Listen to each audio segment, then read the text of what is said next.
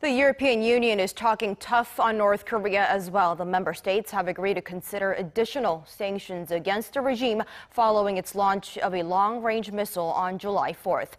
The EU also said peace should be restored on the Korean Peninsula through dialogue. Hyo-sun has this report.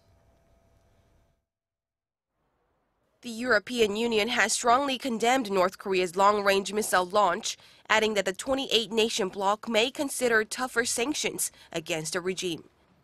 EU foreign ministers adopted a statement on Monday denouncing North Korea's first intercontinental ballistic missile test, describing it as a serious threat to international peace and security.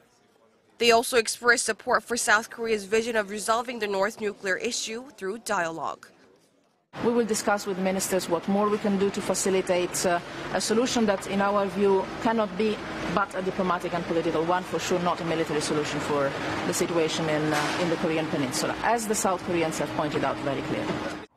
The statement also said the EU will consider further appropriate responses on top of existing sanctions, hinting it may impose tougher punitive measures against the regime. Stressing the need for coordination with its allies and the UN, the EU added that China, North Korea's closest ally, should play a bigger role.